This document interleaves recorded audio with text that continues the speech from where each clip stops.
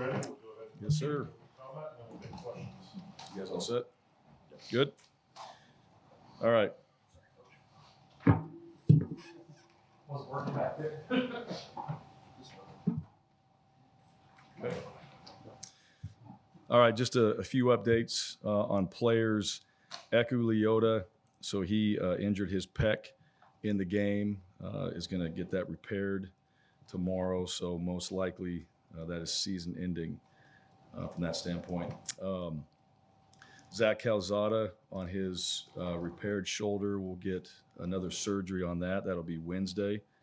And so they'll go in there and repair some of what had happened from before. And so he'll be out. That'll be season ending there. Other than that, just as far as players go, guys should be available for this game. Be a couple guys that are day-to-day from the last game. And, we'll see how this week goes as far as our preparation. As far as Georgia, very good football team, 5-0. I mean, we've seen these guys play, defending national champions. So overall, just as a football team, they're well coached. They've got have had a lot of success with their program, and certainly you see that right now. You watch these guys on offense and look at Stetson Bennett. Start with him, the quarterback, playing confident. He's, in my opinion, a very good player. Run, throws, can create, and has shown that all through this season, last season. He's got guys around him, starting with the tight end, Brock Bowers. And he is a fantastic football player. He shows that, plays extremely hard, makes plays for him. They try to utilize him in a lot of ways. So we know that he's going to be a challenge. Darnell Washington, another tight end, big guy. Both those tight ends and the personnel packages, they utilize them well. Wide receivers, McConkey and Mitchell, both those guys, and there's more, not just those two, very explosive on the perimeter with their offense. Defensively, they're top 5 in the SEC in every category. And, they lost a lot of really good players last year. They've replaced those players with some really good players. And it starts with their front 7, those guys on the defensive line and the linebacker position play fast, physical. And so those guys have done well all season long. Back end is very strong. I think those guys do a really good job in coverage, and then they're also going to be involved in the run game as well. So, all across the board, a physical defense that we're going to face. Special teams, they blocked a punt against Kent State. That's hard to do against anybody, but they were able to get that done.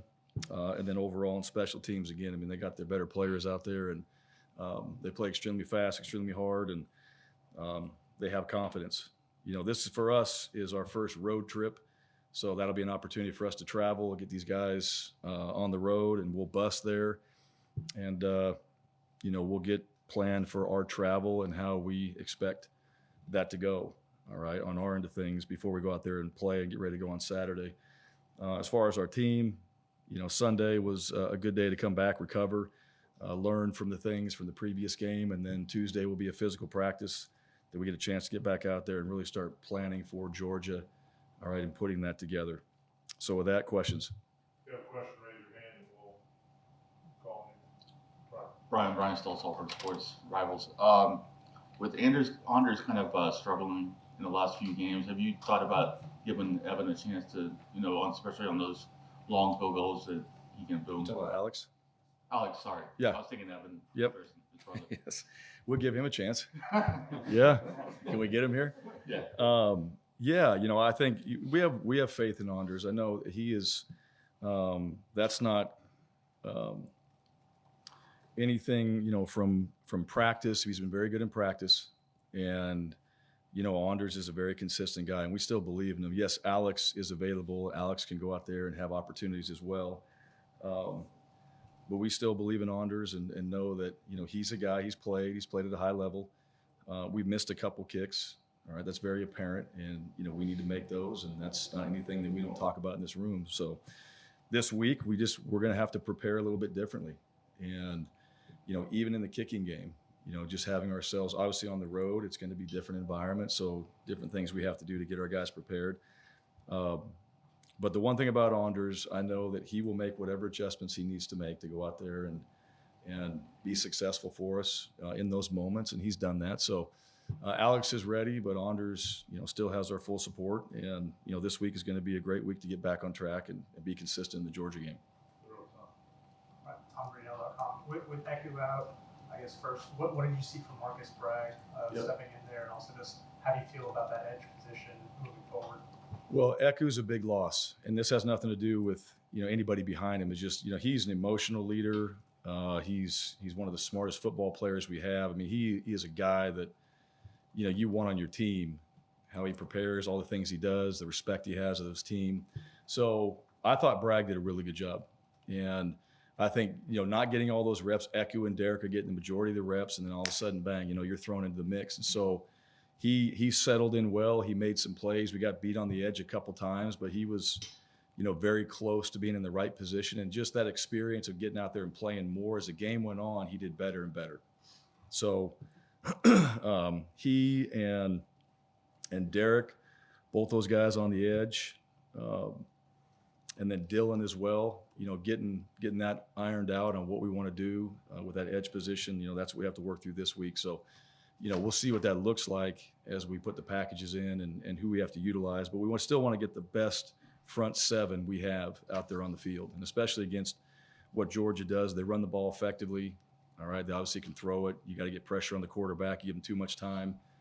Those guys create out in the open space. So we're still working through some of that. But I thought Bragg played well. Ryan, Jason, Auburn 247. You former quarterback yourself. For Robbie now going first time he will ever played on the road, much less being a starter. How do you prepare for that as a quarterback, and what's important? Or is it just a matter of just going out and trying to handle it?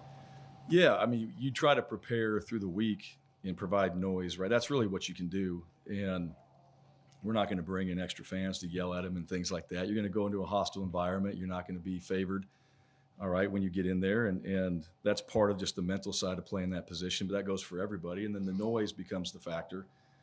I think for Robbie, it's still continuing just to play within himself. He's learning, he's growing, he's developing. He did some really good things in that game. And he's a playmaker, and he can do more. And I think the confidence that he took away from the LSU game, we have to build on that and then obviously be better going into this one.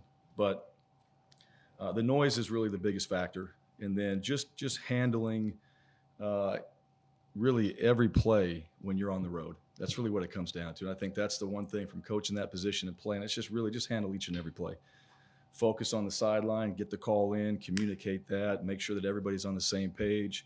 Know that you're not going to be able to yell out information to guys, so you got to make sure that they're either it's a hand signal or whatever you have to do to make that adjustment. Keep everybody on the same page and then execute the play that's in front of you. And so I think that's one thing I really appreciated about Robbie is I see that from him. I think his focus, I think the way he's handled himself, I think the maturity that he's showing, all right, each and every game is getting better. So we'll see how that looks this week. But we got to focus on us. We got to make sure that we're doing things on the offensive side of the ball that we can control and then just handle the environment when we're there. Right, Mark Murphy, inside the Auburn Tigers. When you had a chance to look at the video, how did the interior offensive line do with 3 swaps in position? Yeah, I thought they actually did well.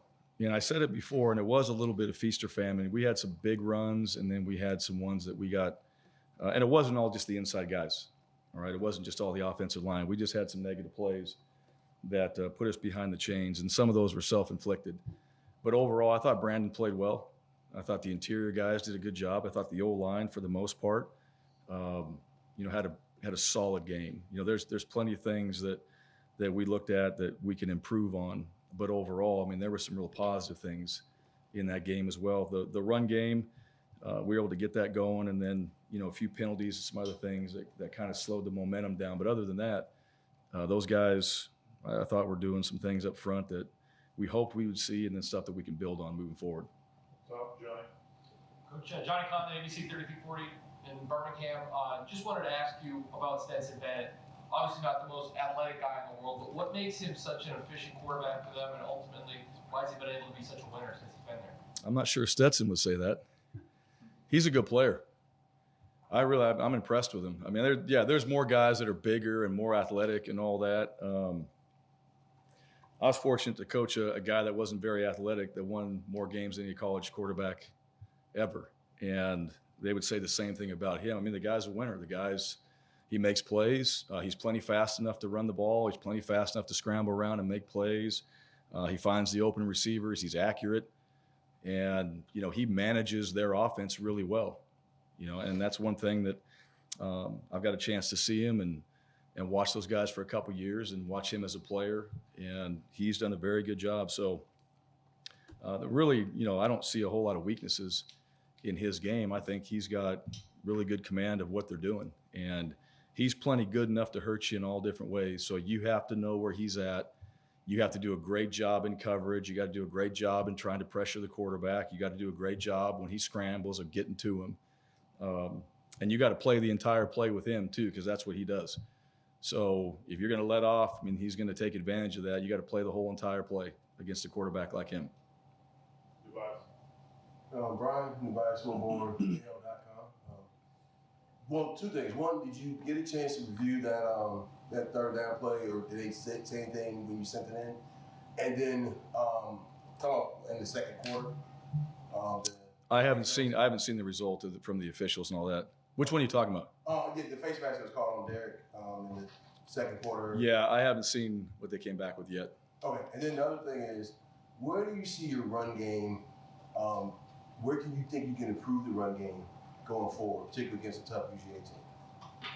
Yeah, well, I think number one starts inside, right? And that's number one. We can make improvements in a lot of areas there, but you got to start with your interior guys, right? Not giving up penetration. And like we talked about before, I thought they did a good job of that. And we've improved in that area, but that's always where it starts, right? You're going to play a really good D-line. You're going to play a good front seven. They're going to bring pressure, eliminating that, and then protecting our edges and finding ways to get on the perimeter as well. That's part of it too. So your tackles, your tight ends, that includes your wide receivers, just getting out there on the perimeter. That's a part of it that will help improve the run game. And then, we have a quarterback that can also be a part of that. And he becomes an option as well. And he's done some good things, when we've asked him to run. We had a few explosive plays with him, and we got to keep building on those things. So, it continues to be, things that we've done, but every single week we got a little bit different scheme, a little different opponent. Who are the guys that are the strengths on their team? And, on this defense, they're all the strengths on that team. So every single guy just doing their job and making sure that, we provide our backs a chance to get started. And I think that's the one thing. Jarquez, Tank, both those guys showed that we get those guys started, they can get yards. So we got to do a good job up front to make that happen. Second round, right? Coach Brian Wilson, the report. The change in offense game plan was obvious, and it yielded some very positive results for you all, even though the turnovers decided the game. Are you and the staff encouraged? Are the players encouraged by this change of pace, and does that, justify the change? Well, I think we got a chance to do some of the things we've been doing. You look at last year, we ran some of those same concepts, and there's a progression in what we're doing offensively. And so we had a chance to open it up. Robbie did some really good things in the pass game, right? We were able to balance it out. That was encouraging. Our young wide receivers that have been thrust into playing. All right, Amari Kelly has a big catch. Camden Brown's got a big catch. And, Barr had a couple big catches in there as well. So, those things were good. That was encouraging to see some young players step up and do some things on the perimeter. We obviously have to be better than that going to this game, but and every game forward, because we weren't good enough to win the football game. But overall, there were some positive things in the pass game that I thought helped us. I thought we did a couple things differently that we hadn't done this year, which gave us a little advantage on the perimeter. And then, the run game, like I said, just, some more consistency there when it comes to maybe eliminating the negative plays. That would be the key. All right, stay on task, stay on track. And, we want to be efficient on first and second down so we can stay ahead of the chains and eliminate some of those negative plays in the run game, and then continue to keep the balance that we had. Go a little back, Mike. Yeah, Mike Griffin from AJC.com. Missouri had a lot of success pressuring, playing a lot of press, man coverage, even some zero. How much of that have you done defensively? And then my second part of my question is Mike Bobo and his familiarity. How much of an advantage might that be in terms of his familiarity with personnel?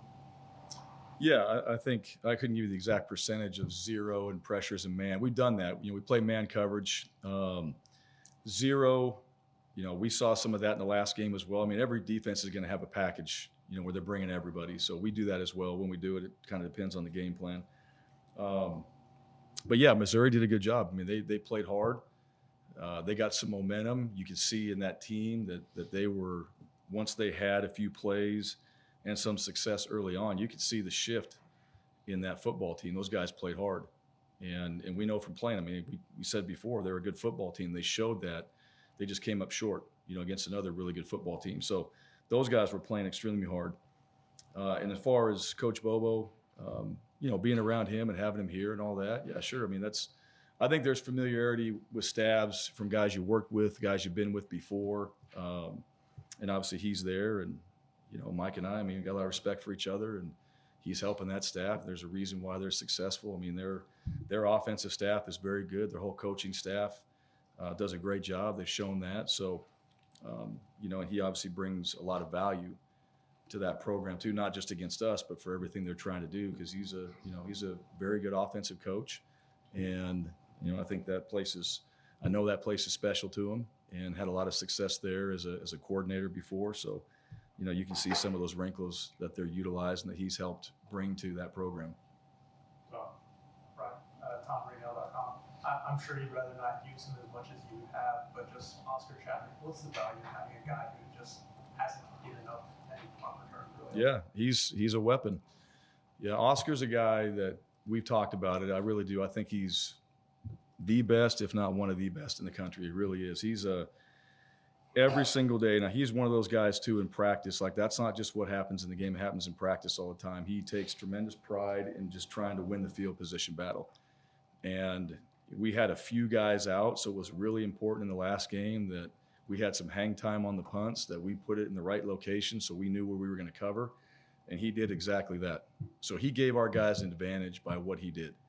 And, sometimes in games, the field position becomes a huge factor, right? And he's a guy that can put the ball in a lot of spots, and we trust in him to place the ball where it needs to be placed, and then we're going to cover it. And, they didn't have any return yards, so that helped us a lot in that last game. Bill Cameron, ESPN 106.7. All five opponents have scored in the last 2 minutes, 4 of them in the last minute of the first half. Just talk about how that affects and what that can mean to a team going into the halftime. Yeah, that's a big one. That's probably one of the biggest in my opinion, right? You don't want anybody to score, and you want to score points going into halftime. I think it's all about momentum. And, that's one area when you got the ball, it's not just about scoring touchdowns, it's just about scoring points. All right, try to create some momentum, especially if you get the ball back in the second half. And that's one of the advantages of deferring and having the ball in the second half, is hopefully you get a chance to end that half with some points and get the ball back and kind of come right back out and score again. So being on the losing side of that, yeah, I mean, that's, you go in, they scored, all right, really that's the momentum that they've got. And when you come into halftime, you got to find a way to get that back. You come back out in the field, they may have the ball again. You got to recover quickly, hopefully go 3 and out, get the ball back to your offense, and give yourself a chance from that standpoint. So that's a big one. You got to be at your best really in the last 5 minutes of the game. Get your best players in there. All right, try to keep them from scoring and find ways to put points on the board. So that's a big factor, in my opinion, at halftime, giving up points or trying to get them. Well, speaking of like halves and things, what have you guys been working on, particularly this week, with the second half issues that seem to be continuing? Yeah, well, I mean, looking at them, obviously, we look at every game, and we know the reasons, right? We know the reasons. We look at every drive. There's a drive chart. There's a result. There's reasons why, and so we break it all down. What was it? Where do we have a negative play? Where do we have positive plays? What was the end result on those drives? So those are things that we've discussed as a staff. Those are things we discuss with our players. And, to me, it's really comes down to, trying to eliminate some of those negative plays and then just being more consistent. And so that's play call, that's execution, that's all those things. I mean, it's really not one thing in particular, all right? That's just the glaring reason why. It's things that we all have to improve on and get better at. And then, our adjustments come out of half. I mean, we got to be able to find ways to continue to put points on the board. It's not just a half of football. You got to play all 4 quarters. I wanted to ask you about Zacchaeus Walker.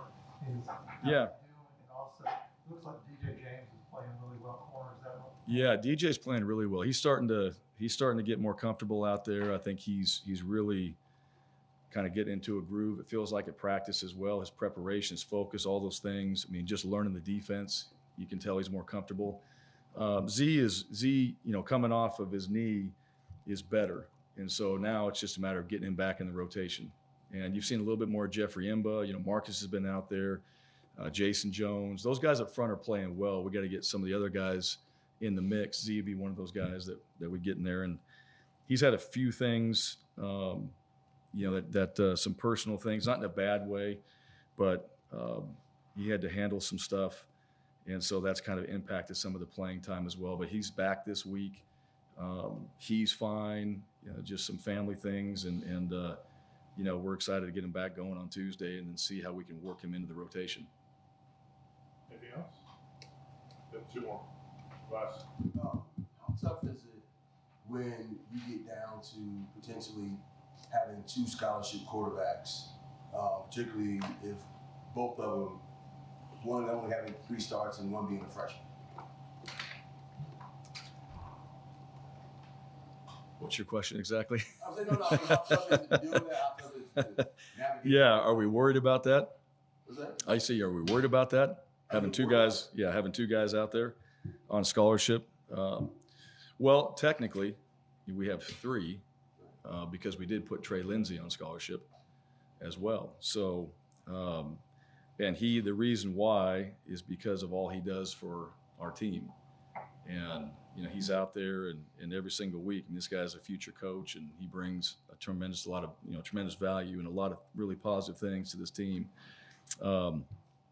But as far as our quarterbacks, I mean, you got Robbie out there, you got Holden out there. We'll see where TJ's at this week. And those are guys that we're getting prepared and ready to play. And for them, and just so you know, like their mindset, I mean, they're getting ready to play, right? They're going to go out there and we can worry about the depth and those things. And that's certainly a concern when you don't have 4 guys like you want to have on scholarship that are available to play. At the same time, as a player, all you're thinking about is just getting your job done. What do I got to do to go out there and help this ball club win? So those guys have been great. Holden's been awesome. He's been preparing every single game. He takes a ton of reps in practice.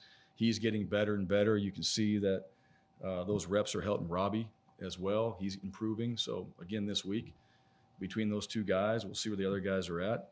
They'll keep getting those reps, and hopefully we see an improvement from each one of them going into this game. Last question, Mike. Thanks. Mike Griffith, AJC Doug Nation. Coach, we asked Curtis Smart about this earlier. Day and time, every coach gets 4 or 5 years, end of the year. We've seen multiple coaches fired in the middle of seasons now. What do you think this is a byproduct? Is it salaries? Is it just a new sense of urgency that we have in our society? Yeah, I mean, I think every program's different. I mean, I really do. I don't know. I don't know if it has to do with anything bigger than that. I mean, just and I couldn't tell you each and every program's situation and where they are, and those type of things. So, yeah, I mean, it's just that's just part of it, and I don't know if there's a better answer than that. I know those coaches. I mean, I've seen coaches out there. There's good coaches out there, and but every program's got different things they're working through and what they want. And so I think that kind of just goes back to, where they are more than anything and where those coaches are in that program. All right, Coach. Thank you. Thank you.